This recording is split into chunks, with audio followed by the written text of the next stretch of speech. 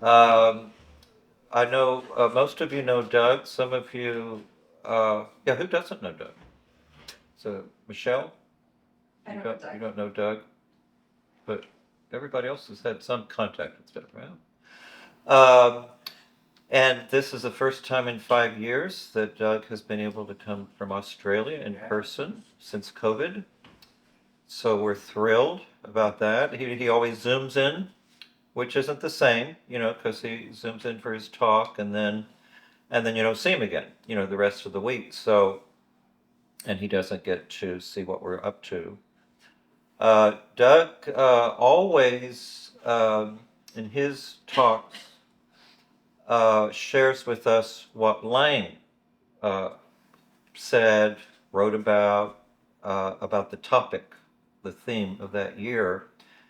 And that would not only be drawn from Lang's published work, but massive lectures and seminars that I recorded over the years and make those available to Doug. So he really taps into quite a broad range of stuff that nobody really knows about. So that's always, for me, a highlight of our annual meetings is it's the one presentation that specifically addresses Lane. Whereas most of our talks are not. Maybe we mention him here and there, but so that's been Doug's role. And so, of course, today he'll be talking about uh, Lane's views about life and death. Uh, and so, take it away, Doug. Okay. It's great to be here again. It's 5 years. Of course, I was here in 2017 for the Altered States theme uh, and really enjoyed being in Asilomar. And Asilomar obviously isn't the same as Esalen. You miss out on the hot tubs and the massages and the various things, but it's really I really like it here. I liked it then, and I keep familiarising myself with these massive numbers of buildings around here. I think Yeah, a the lot of same. building. It's the same size, isn't it, as Esalen? It is the same size. It's But property. Yeah, but my God, the difference with all the buildings and all these stuff. Julia Morgan designed buildings. Yeah, It's phenomenal. amazing.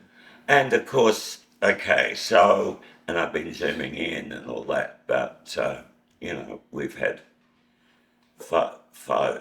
it's been 5 years, and a number of years of COVID. I was ready to come, with all set up to be coming with my wife Marion. We were coming over in 2020, and then, COVID struck, and, we know the rest. And of course, these days, it really does make a lot of sense to talk about death. We've had all the COVID stuff. We've got all of the horrible wars and stuff that are going on around the world, and the dangers of what's going to happen to Taiwan, and what's going to happen to Ukraine. It's just all there. So, it's on our minds too much, maybe. I don't think there's enormous amounts of denial.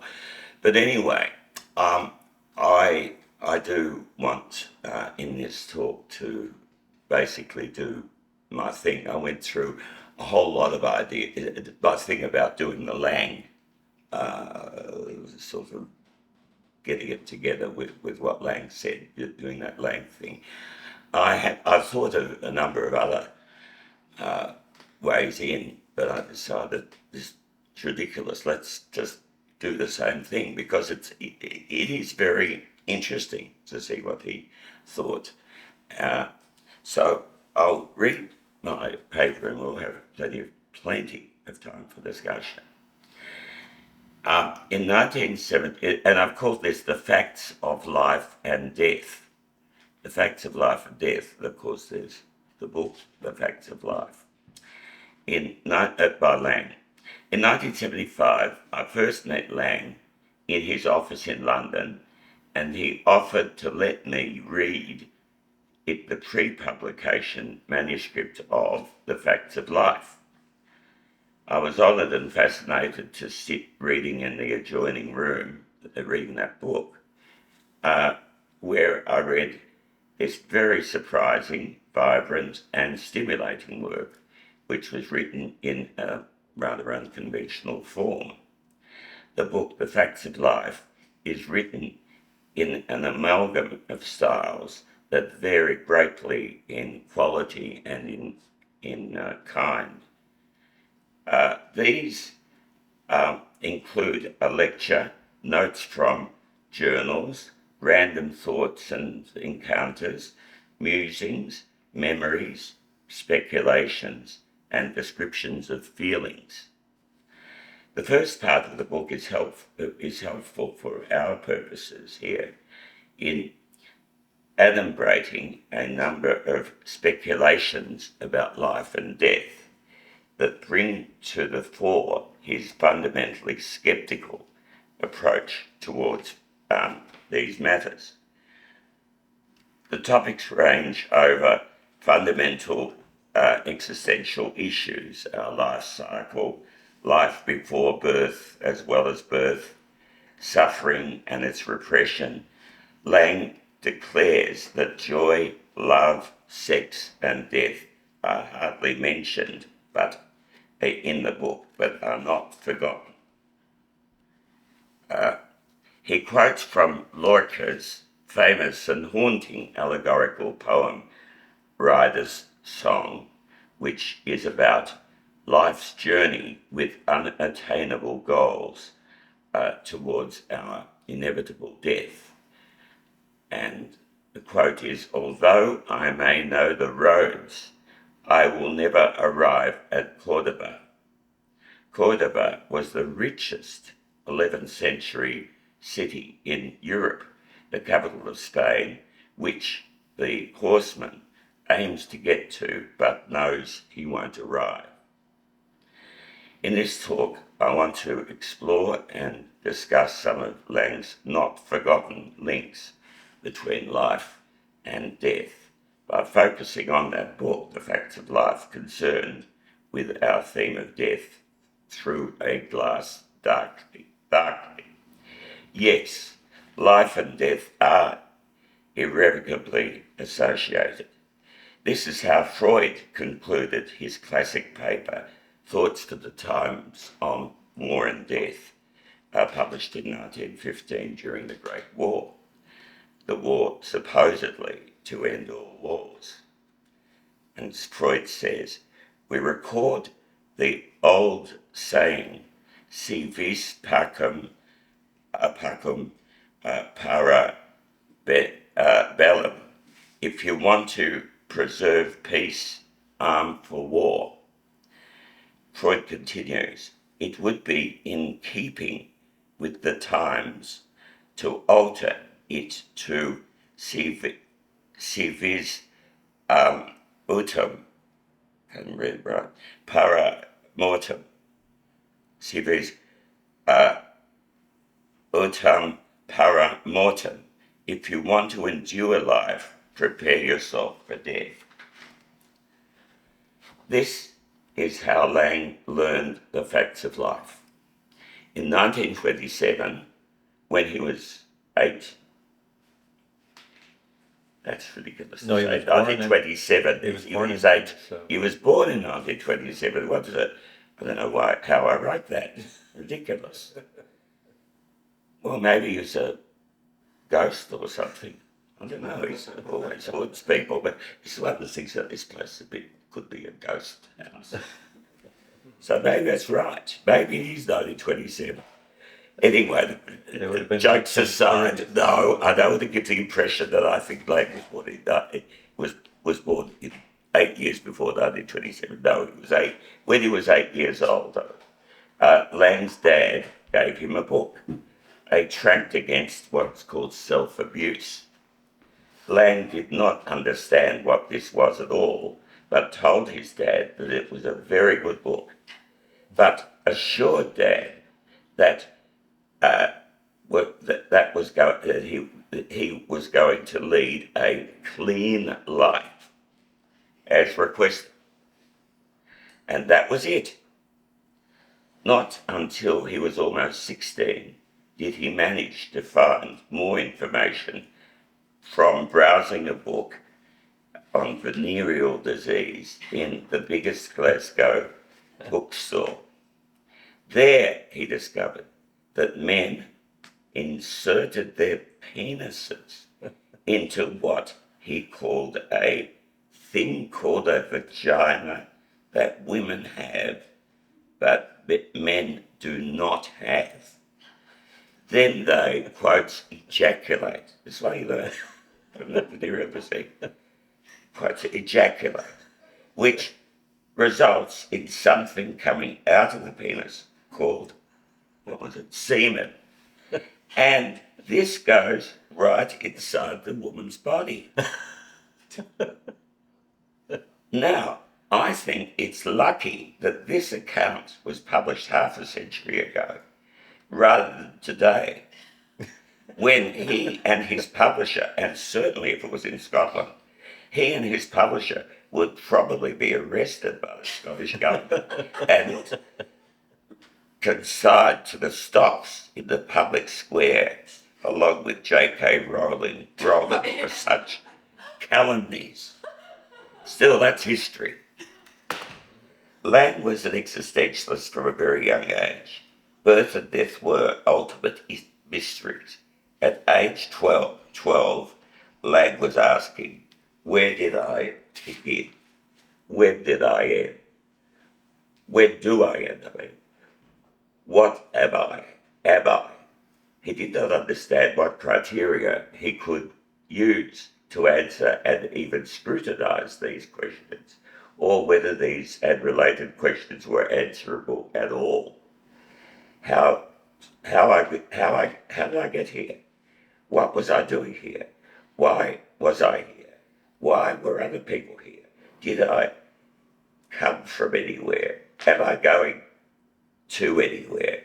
He even wondered if we were all essentially ignorant, or even ignorant of their ignorance, thinking they knew. Was there any sense in wondering about it anyway? Laing ruminated, as you can see. When did I begin? Where did I begin? When did I begin? Before, after, or at conception? Shall I end before or after or at my death? Am I dead or alive? Am I asleep or awake? Couldn't it be all a dream, maybe a 5-channel hallucination? I don't think I ever thought I was the I that thinks it's me, he said.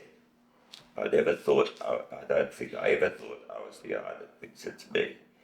Laing cites Euripides' epigram as an epigram, actually, for the facts of life. Who knows if life is not death and death life? Who knows if life is not death and death life?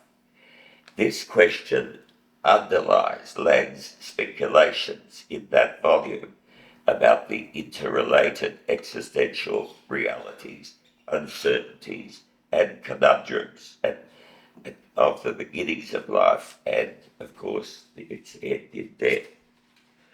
He said, our first cell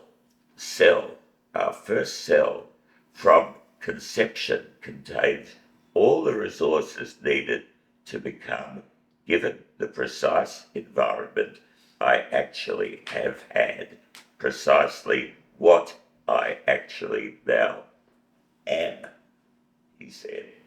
That still seems to be an incredible, almost unbelievable fact.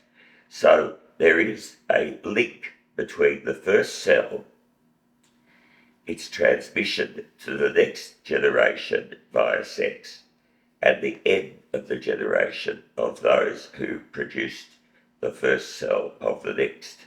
So I wonder, do these cells actually die, or do they pass themselves on in some form? is there something intrinsically alive behind the live continuity? At any rate, our physical forms get transformed and evolve, but does that account for the human, including the human brain? Is that all there is? Or could the physical world itself be a delusion? Therefore, life and death become incredibly difficult to define.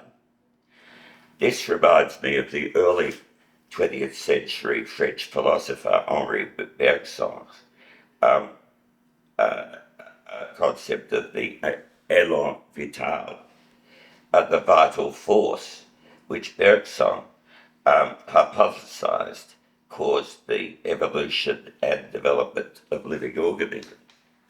My late friend and colleague Elliot Jacks suggested in his magnum opus, The Life and Behaviour of Living Organisms, that it seems there are two kinds of matter in the world, organic and inorganic.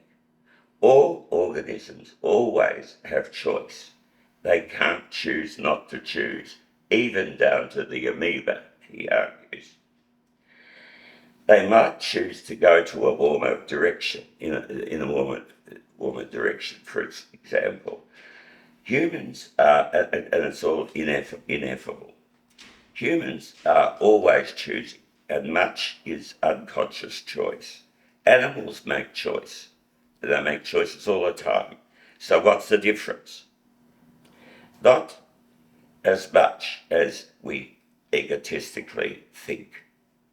But there is one crucial difference, and that's language between animals and humans.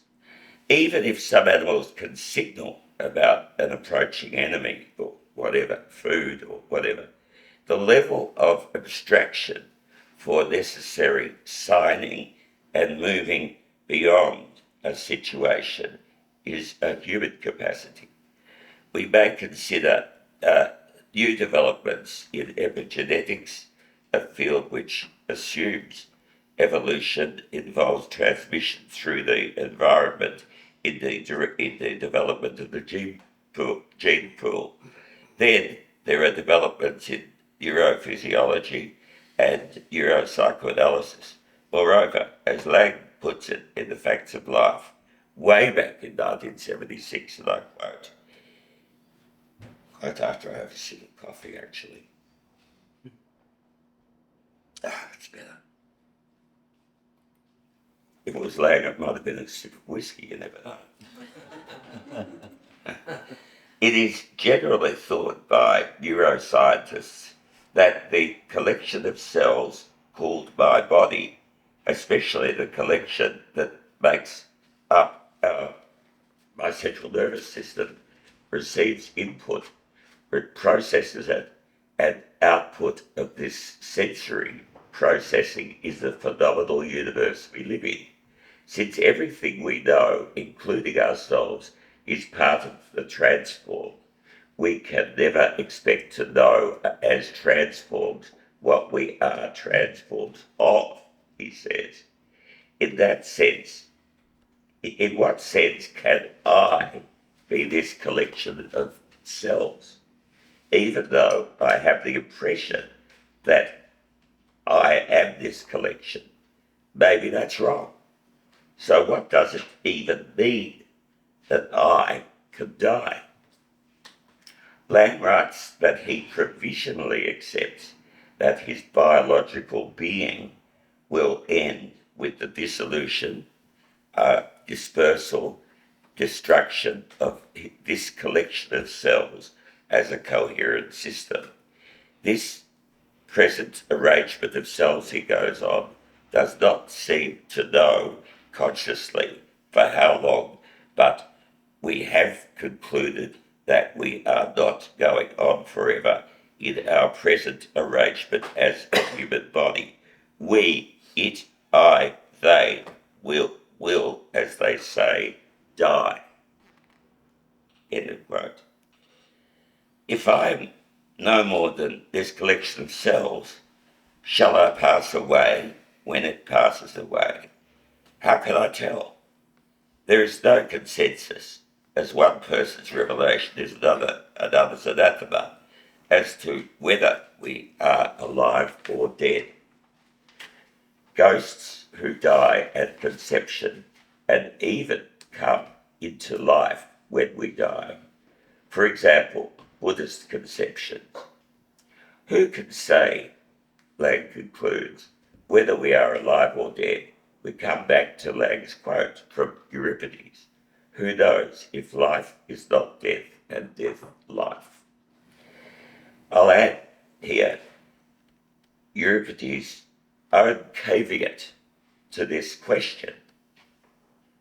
There is, he says, an exception in that, quote, those among men who see the light of day become ill, while the dead have no illness and own no troubles, he said.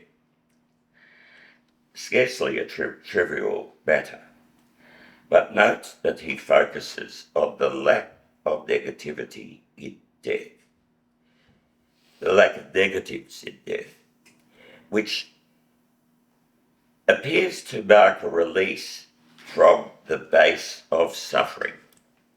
If you're alive, you become ill and suffer, but at least when dead, there is no pain. The idea that life is suffering is evocative, of course, of Buddhist approaches to the world as a veil of tears, of reincarnation and suffering. That's reminiscent of the Christian fall, the view that life is, in its essence, terrible. In The Politics of Experience, Laing cites Heidegger's phrase that the dreadful has already happened. There has been an increasing split between experience and behaviour, wherein we seem to some to be stunted versions of who we can be. But is our alienation intrinsic or extrinsic? Is the problem about human beings as such, or is it the problem about human beings as such, or the particular forms of life that humans create in context? Is it social, structural, or ontological in nature? I guess biological. Laing focuses on context as an explanation for experience and behaviour. This directly includes the nature of communication, especially disturbed or distorted communication. The individual exists and may be partly understood in terms of the context of self and other or others, such as a child's relationship to his or her mother. In turn, these relationships exist within the family ethos, which itself can be understood in terms of the wider cultural society. Again, the total social world's order then exists within a wider universe, even a cosmological context. Perhaps the context of all contexts is God, but then, as they say, who created God? Is that the best way to find the meaning of life and death? Laing speculates on the influences and interactions between nature and nurture, genetics and environment. This is most germane when we are conceived. Our first experience of the environment of the universe is in the uterine tube, where we are welcomed or not by the new environment, affecting the rest of our life, of my life. Genetics are in constant interaction with the environment, affecting the entire life cycle and even the conceptions and distinctions between life and death, so that it involves his new investigations into the possibilities and nature of life before birth and their impact throughout life after birth.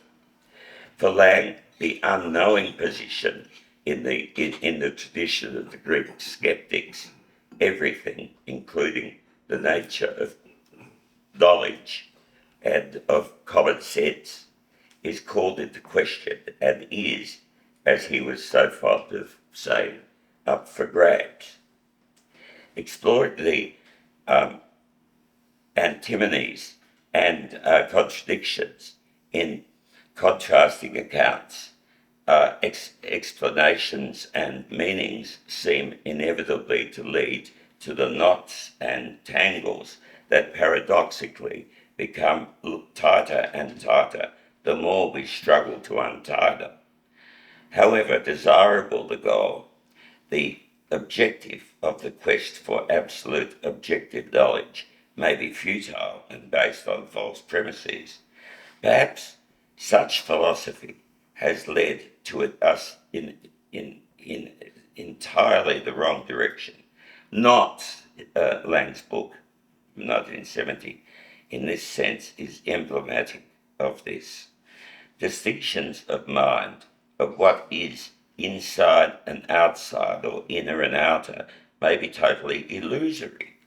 As Laing quotes the Diamond Sutra at the end of the book Knots, although innumerable beings have been led to nirvana, no being has been led to nirvana. Laing then comments on this. Before one goes through the gate, one may not be aware there is a gate. One may think there is a gate to go through, and took a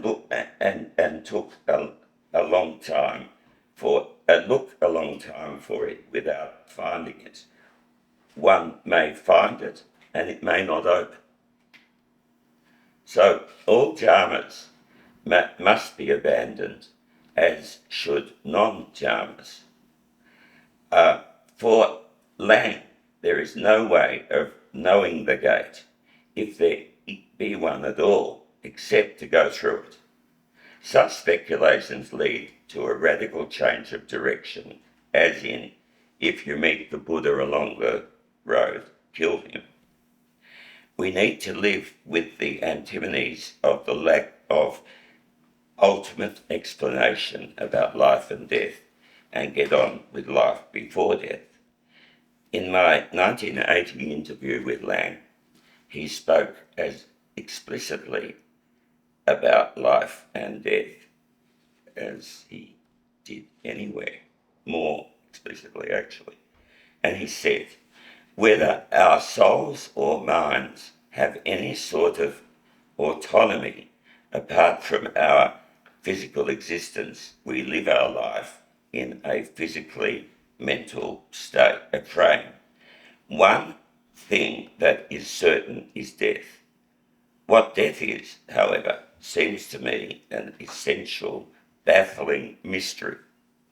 Apart from observing it, which only tells you what you see, it doesn't tell you what it is that one is looking at.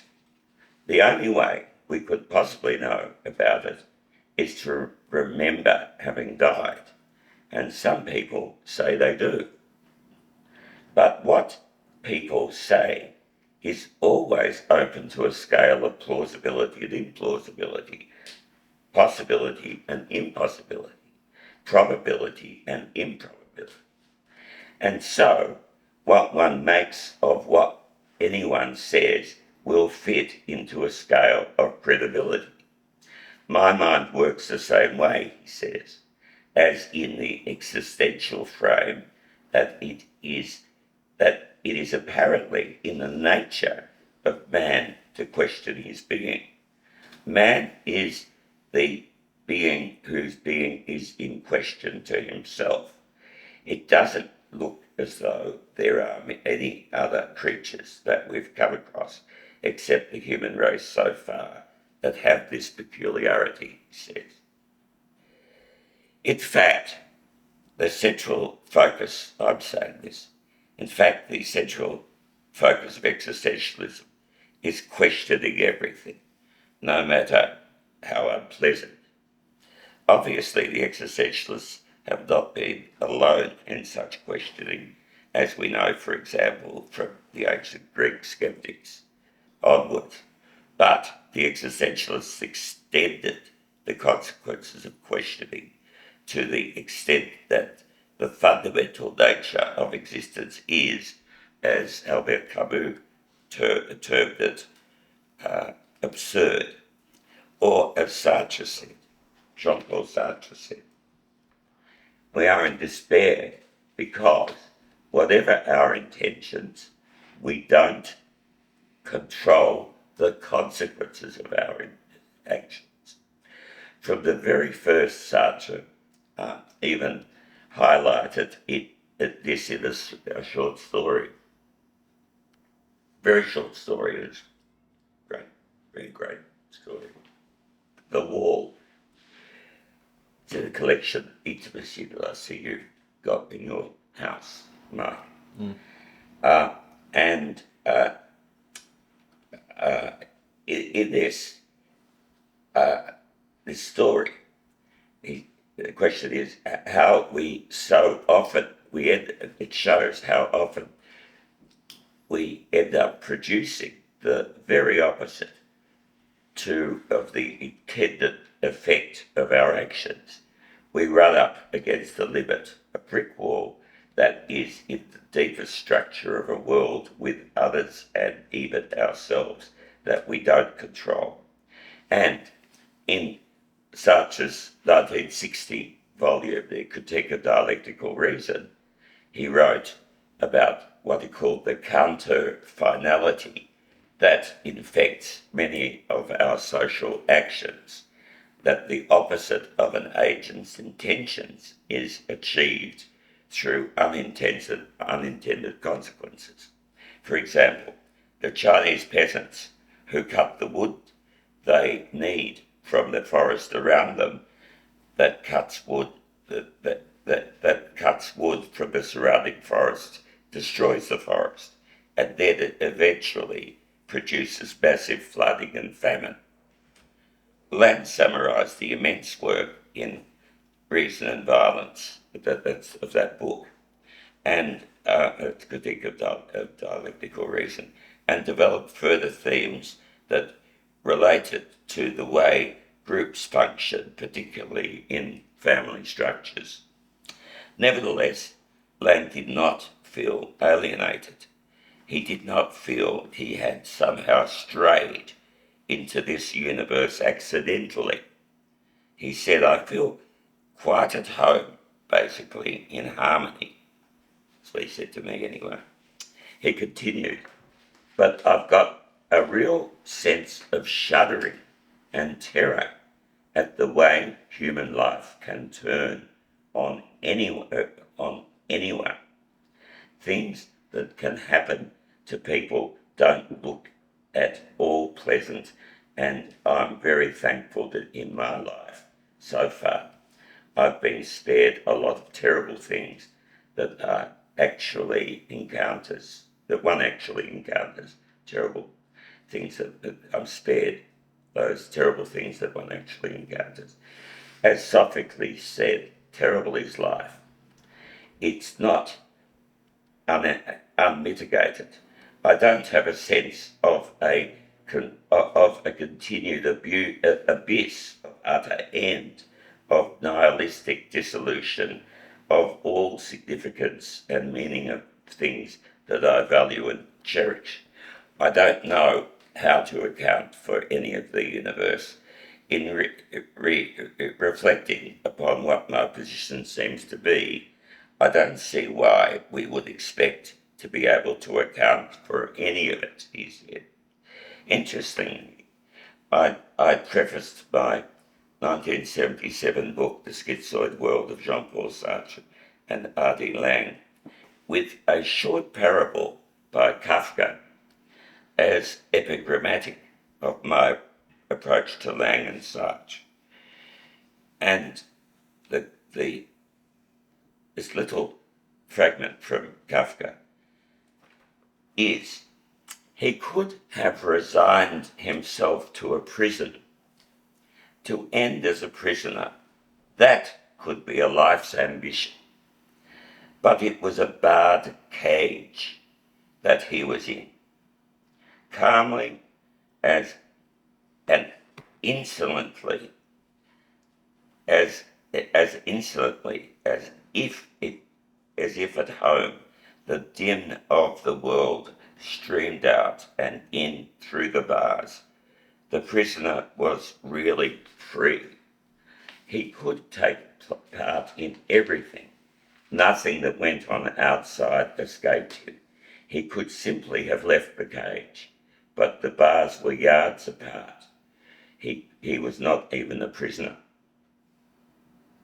So, question comes, are we in a prison house that we are not even aware of? Sort of one wonders. And Laing told me, my perspective is of the kind that I don't have a model to which I can refer to. I can't say it's like a prison, a womb, a tomb. I think it was Max Beerbohm from whom I first heard life is a prison without bars. If a metaphor did fit, then I wish it would come to mind. I could even justify my inability to say what the world looks like by arguing that it is in the nature of the world not to be puttable into an object or an image that one can stand out of. There is no image that one can make which is the totality of all images in the ground of the possibility of everything. You can't put the infinite set of all into a model or an image that has a boundary on which one is on the outside looking. Whatever else, however, a skeptic has to live on the basis of pragmatic knowledge that will work in life. Whatever one's reservations about how much we can know about reality, we need to work in it. Thus, for example, so far as we know, our particular bodies come to an end in death after a time span on Earth. We are faced with the question of whether, whatever the nature of life and death, a central concern is how to live within the confines of our life, with death being an endpoint. Need we fear death? We need to recognise that our mortality, which occurs within, we need to recognise our mortality which occurs within time. There are no certainties except for death and taxes, as Benjamin Franklin put it, and death frames everything else, even taxes. Nevertheless, according to Freud, the unconscious is inaccessible to the idea of its own death. He said in that same essay, the thoughts for the time on war and death. That means that insofar as the unconscious dictates choice, it is timeless and doesn't accommodate endings well. It would deny death if it ever knew it. The ethical question of the best way to flourish within the bounds of death changes the conversation. It reminds me of Sartre's dictum that that death is the future barred. Death is the future barred. That might be seen as almost an advertisement for the denial, not integration of death in life. However, I think instead it's a recognition that we had better get on with it all. But in all this, there is some hope, as Samuel Beckett put it, the end is in the beginning, and yet we go on. I trust I've produced more questions than answers in this sceptical talk, and look forward to, of course, discussing it together. Thanks.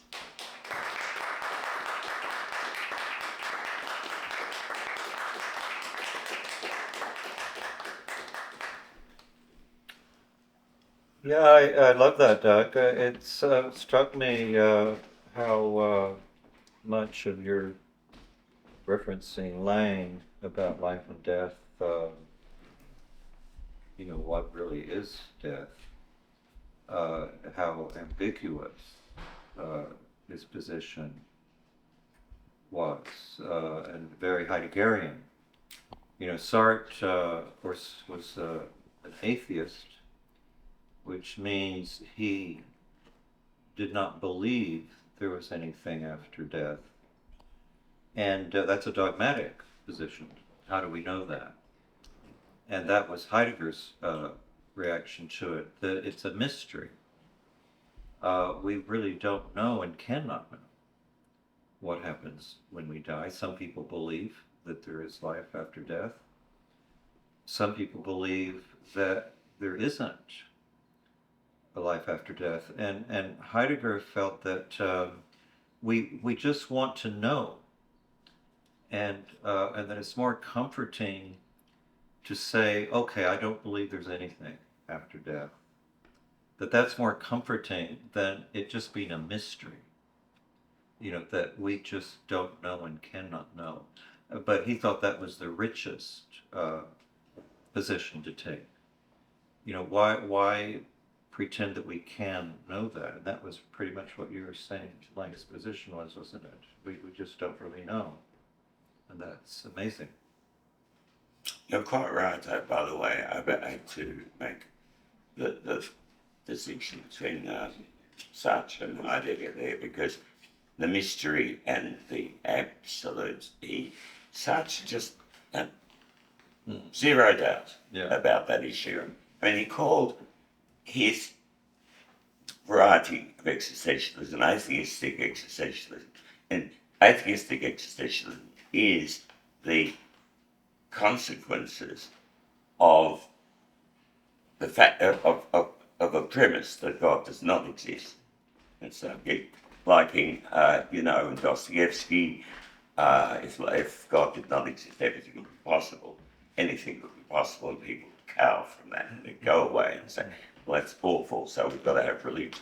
But such absolutely just assumes that all his assumption is that we die and that's it.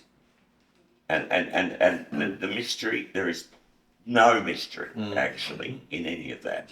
But Doug, he wavered towards the end. Sort. What's that? He wavered. He started to return. Really? Yeah, much to the angst of Simone. Oh, really? Yeah, and the ceremony goes to the farewell ceremony. Well, he softened a lot of his stuff, I think, for the end.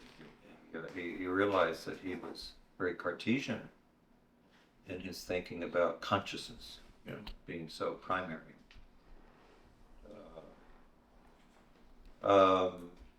Anyway, yeah, it's any Great, Doug.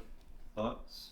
But just on that, I think it is his, even if he had doubts, as people, if you're older, I mean, if I look at myself, I was always an atheist. I wouldn't describe myself as an atheist now. I'm older, and I'm not a theist, for sure, but I really don't know. But it's not like I think there isn't a God, and I don't know what that God would be if there was one. But then there's the rub. If you make a statement like there is no God, or to describe what that God is that there isn't, you can't. It's too broad to say there. you can't know that. Yeah, Sartre, of course, was by far the most famous existentialist and was the most adamantly identified as an existentialist. And a lot of people assumed, because of his position, that all existentialists are atheists, which of course is not at all true. Gabriel Marcel was a Catholic existentialist. There are quite a number of, Buber, of course, Jewish. Tillich. And of course, Heidegger was adamant that he was not an atheist. He actually was going to study for the priesthood as a young man. And Catholics love him. So, yeah, and yet there's the same anguish that the theistic existentialists feel about life, because there's always that doubt, how do you know that you're going to heaven or whatever, it's that's kind of the existential position. You always get to this uncertainty.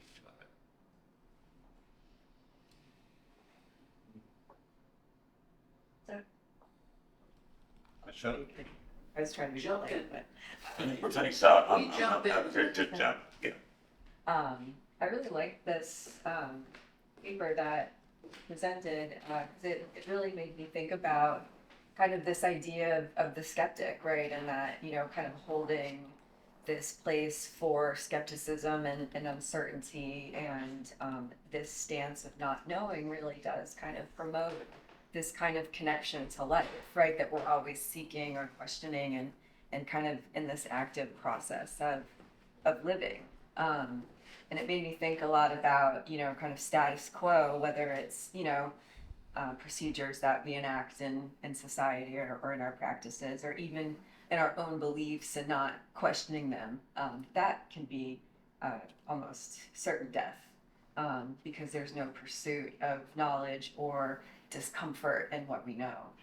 So I really like that, and it really kind of resonates in the sense of, dedicating our living to kind of acquiring and understanding, through all capacities, not just knowledge, but, maybe just the human experience. Yeah, I think that's really true. I was reminded of Carl Menninger, the very famous very old psychiatrist, the dean of psychiatry really in America in the 40s, 50s. Carl Menninger, anyway, he wrote a book called Man Against Himself, and he focused on suicide, death, and saying that human beings sort of have they have death, yes, a physical death, but there's all sorts of other deaths that you can have, like a focal suicide, or denying various things. So there's different forms of suicide while you're alive. And as Camus said in The Rebel, the only philosophical question is suicide. So it's what you and you can take that sort of metaphorically, because you could then say, well, okay, if I'm going to be alive, what sort of life am I going to lead? If I don't do that, I'm kind of almost suiciding, or partly suicide. How we live in little boxes on the hillside, all that kind of stuff. And that's a form of suicide. It's a form of not fate of enshrining death, but they're not facing what life is like what I quoted Freud, that you need to prepare to have a good life. You need to prepare for death. Not deny it. Yeah, that comment about suicide being the only philosophical question reminded me of that statement Laing made toward the end of the politics of their experience, we're all murderers and prostitutes. Symbolically. Literally. Maybe. Because we kill. We're killing people all the time in our hearts, yeah, and Ourselves. and yeah, we sell ourselves. Yeah. The other thing I really appreciate is sort of playing with the intrinsic ideas of paradox. You know, so the questions in the beginning when he talks about like wondering about things and how to make sense of things that almost eat their own tails, as it were, and how to incorporate that into, you know, living a life. Because if you are aware of these seeming paradoxes, that itself can lead to a torturous state. The sort of the questioning process, and well, how can this be if this is, and the questions that don't have answers. Yeah, I've when I came back from Vietnam, of course, everybody there thought they were going to die. It's a little fatalistic. And I remember when we left, and everybody was just waiting to land. We thought the plane might crash, get shot down. And when it landed, everybody really cheered. And I think that was the happiest moment in my life. I just realized how precious life really, really is. And a lot of people do these death-defying things, climbing Everest, kite flying stuff. It's like, and that's the thrill of that has to be connected to the risk. Yeah. It's fascinating, isn't it? That death really is something that we need, to feel alive.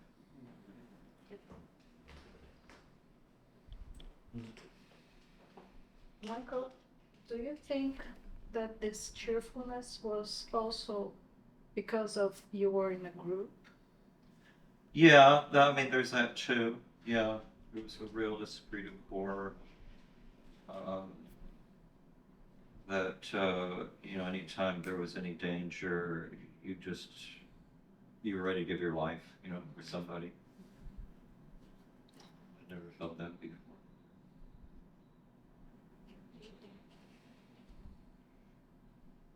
I was wondering how all of this connects to the to the word that you used about the womb, the word that Laing used, because when a child is in the womb, it's literally a matter of life and death, and that's a divide that it's And just being born, just to get through the birth canal. Yes, so it is going the to struggle, to get free. It is an experience that does not have a half measure between life and death. It's going to be one or the other. And it's only been pretty recently, relatively in the human history, that birth doesn't kill both the mother and the baby. And it's extraordinary. That's where, if we go grandfathers or grandmothers and great-grandmother, great-great-great,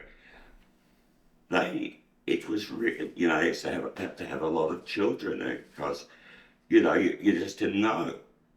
They'd die. So death was very close, I think, right, as you say, with the womb. In the womb, it can be that you could easily have a miscarriage, easily. There's no medical intervention at all, ever. So, yes, it was all fraught with just having the baby coming out must have been the kind of release that, you were talking about, Mike.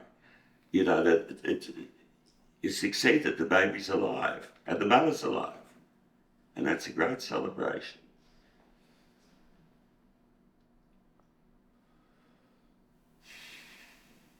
Not to mention, by the way, I think you make a good point, not to mention Lang's development about the idea of birth, pre-birth experience. And there's a lot in that, of the different trimesters, and that they have different consequences sort of psychologically, and that, like you're constricted, you're pushed out, or you're, like what is it, to begin a word, but it could be that there's a lot of action there. It isn't just nirvana, not at all, because that's why he went through all those different phases from conception to birth and put it in the facts of life, because the facts of life, the first part I was reading, I was talking about, reading the talk, is more about some of the speculations about death, but there's a lot later in the book about birth. And then there's another book he wrote, The Voice of Experience, where there's that discussion about the methods of birth and what it does, and then how modern technology kind of makes it into a technical process Medical procedure. rather than the electoral event. But so it takes it away from this sort of existential reality and meaning of what it is, or tries. It's somewhat, even despite that though, that is a huge thing, isn't it? When they take, when the child comes out and the umbilical cord is either falls or it's cut or whatever it is, and the independent human beings there. But as I say, it's this confrontation with death as well. That could have been.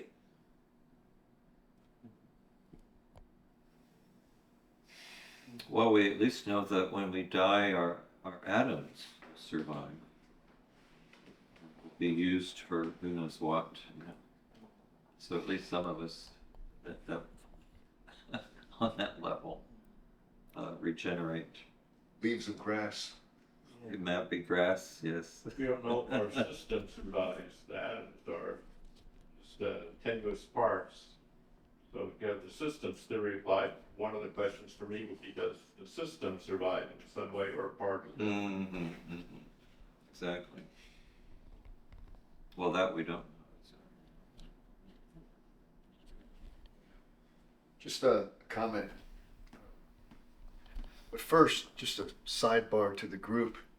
I have to admit that I fanboy on Doug and Michael a bit too much inside of myself, So sitting there listening to you, Doug, thinking about you in the 70s and interviewing R.D. Laing, or the three of you, you two and Nita, riffing the other day at the documentary. It's like sitting here and almost transported into this almost, I don't know, it's like a magical place. Like I'm sitting here with these cats. It's pretty special. Yes. But then the comment, but thanks for that. Like when I first joined the program, when I first met you in 2016, I was like, man, this guy's like read every book ever. There's nothing he doesn't know. And then when you started lecturing 2 years ago in the program, it's just a real thrill. But then my comment was, this was very unsatisfying for me, because I'm like, when's he gonna give me the answer about what, you stayed so consistent in this like existential and almost spiritual way, nothing but questions, questions. I was like imagining myself like channeling my inner patient, and Doug's this mentor, like, give me the fucking answer. And now it's just questions I have to sit with. And so I'm frustrated by all that. Even though that's the way it has to be. Could be more right. Well, about think of the question as a quest. Yeah, endless quest. There's no grail. No, you're right about that. It's actually, it's not only frustrating, it's kind of really upsetting to be able to stay in that position, because it's about, a pretty fundamental thing. And you keep thinking about, like whenever I do these things, I do really enjoy writing these things about Laing and doing it in those themes, because it really helps me to understand him, because I've read whatever he said, I don't know how many times, but each time, you read something and it's different. I find that with Freud, for example, I learn something different. But,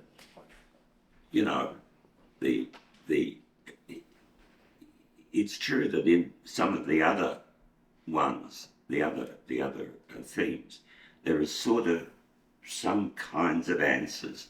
And sometimes it's really true that Laing gave these, it did succumb to some extent to the rigours, to not succumb to the rigours of the scepticism. I think some extent that was more like in the politics of experience, at some parts of the politics of experience, because a lot of the politics of experience perfectly sceptical, but then did actually come up with a kind of answer about how the schizophrenics are, the explorers of the Renaissance, and they've got there's a sort of answer that's looking there. But mostly, I think it's really true that he didn't come up. He felt he didn't know, and it's very tough to stay with. And I found doing this thing on death, I found that more difficult. I found it sort of uncomfortable here, just because I couldn't kind of get it. And we know, we've talked about that, he didn't say much about authenticity, even though that was really major part of his work. And I felt quite comfortable about, when I was writing the paper on Laing and authenticity, I felt quite comfortable about the fact that he didn't say that explicitly, but you could see what it was that was there, and it made sense, and it was a way forward. But when you look at this stuff on death, I think he really was there's no answers. Worse than the others, that's what I mean. Remember when I read The Master and the Margarita? Is that like Bulgarian or Bulgaga? I forget the guy's name. But it's like, okay, atheist, Catholic, whatever, or like Woody Allen style, I'm a fearful agnostic. Whatever you believe, that's what ends up happening. It's like, well, what the fuck? Like, well, I want to believe something, but if I don't, so like, what's authentically me? Or am I trying to sort of buy my way or trick my way into whatever my fantasy is would be a good thing after death? That part of that book really disturbed me. Yeah. Well, that was great, Doug. Thank you. What perplexes me about Laing is he, when he went to Ceylon, he talks about it in Mad to Be Normal, and he makes certain claims about his attainment, in meditation. And when I read it, it's pretty creditable, but yet it didn't seem to cut through to touch some of these answers that he was looking for. And it's hard to reconcile those two positions, I think. Yeah, I think that's very true. I don't know what you think, Mike, but my it's pretty clear that his for Laing, he came back from there. His best work was sort of behind him, and that was disappointing to him because it was, the 60s basically, which were the brilliant works, and then after that it kind of fizzled a bit until the Wisdom, Madness and Folly was, again, it's a very, it's an impressive book, but it's not, and still, I wouldn't think of Wisdom, Madness and Folly on the same level as the Divine itself, I must say, but still. The thing is, I think you're right. I think he was troubled before he went about, intellectually, let's say, as well as, personally. But that was so. And then he expected to get some kind of answers, didn't get them. And then there's a sort of like coming back to, well, is that all there is? And a deep disappointment, really distress, that he tried on there and he didn't get the answers. He just Or maybe he did. His friend Trungpa Rinpoche said enlightenment is the biggest disappointment for the ego. Sure. Good. Great quote. Well, Laing, had terrible bouts of depression throughout his life, and he tried everything to surmount it. And of course, he confided to me that that's what he was hoping he would find in India. That somebody would have the answer to that, and he did not find any answers to it. And in fact, he was pretty burned out when he went to India. I mean, it's almost like, as Doug says, the 60s was one remarkable book after another, and it's almost like a manic, thing that. He started writing it by itself in 55, so really it was the 50s as well as the 60s. But that's when everything was published, and he came back a bit of a wreck, and very depressed, and to discover that he was world famous. That year that he was in India was remarkable, because that was when really. The Politics of Experience, which had been published in 67, for some reason hit critical mass in 70. And he, that was part of the irony and the paradox. It's kind of like suddenly everybody wanted R.D. Laing to give them the answers. And he didn't really have any. And then he did this lecture tour in the U.S. in 72, which was right after he got back. Pretty burned out, and everywhere he went, people would ask him, well, what's the answer to this or to that? And he said, I really don't know, and they hated that. And he got into fights with people in the audience, because that was Laing's style. If you question him, he doesn't take it kindly. He attacks you, right back, and of course that goes with depression. And there's a reservoir of anger with depression, and Laing could be very angry, and but that was part of his torment, and the alcoholism. He said that the only thing that ever gave him any relief from it was alcohol, and then towards the end of his life, of course, he went through a terrible period in the 80s.